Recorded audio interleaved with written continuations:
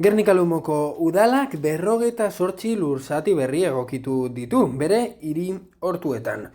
Guztira esan behar da, 130 gune dituela eta 40 erabiltzaileri esleitu zaizkiela.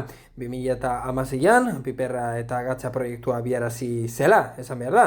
Proiektu horren bidez, nekazaritza ekologikoa sustatzeko, hiri baratzeak gaitzeko espazioak sortu zirela adierazi dute Gernika-Lumoko udaletxetik.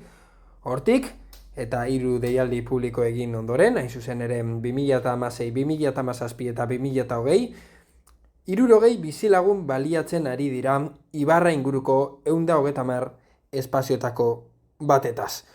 Orain, udalak, hainbat egokitzapen lan egin dituela adierazi du, 58 lurzati berri gaitzeko, eta horiei esker itxarote zerrendan zeuden 40 erabiltzaile sartu ahal izan direla adierazi dute ekimen honetan.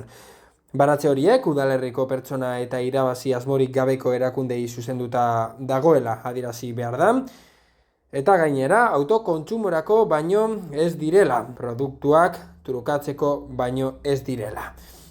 Baratze bakoitzaren esleipena lehia azkeko administrazio emakida batez egin dela azpimarratu duten, eta ezinbesteko baldintza dela foru herrian erroldatuta egotea. Eremuek 60 eta 75 metro karratu arteko azalera dutela adierazi dute, eta nekazaritza ekologikorako direla. Gaur egun, 15 gune daudela adierazi dute erabilgarri, eta interesatuta dauden pertsonek horietako bat eskatzeko eskaera aurkeztu beharko dutela. Herritarrentzako arreta zerbitzuan, HAZ-an hain zuzen ere.